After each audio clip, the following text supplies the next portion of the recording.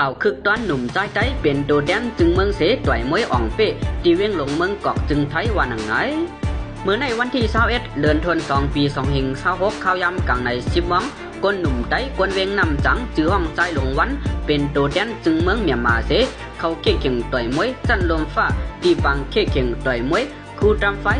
32ตีเวียงหลงเมืองกอกจึงไทยเสมันใจอ่องเป้คู่แข่งต่อยมวยใจหนุ่มกวนไทยจื้อห้องว่าเพชรน้ำปุดนั่นว่าหนังไหนกูต่อยมวยใจหลงวันและเพชรน้ำปุดเขาได้เป็นกูแข่งที่10ตอนตาจันแข่งมวยเส้นน้ำหนัก51กิโลกรัมที่ปังเข่งกันจันได้เป็นตัวแทนตา30จึงเมืองในลมฟ้ามาเข่งต่อยมวยกันว่าหนังไหน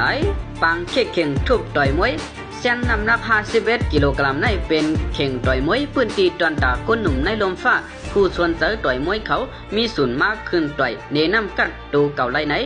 ภายดังผู้อ่อนโหจุ่มจัดปังเข่งลาดหนังไหน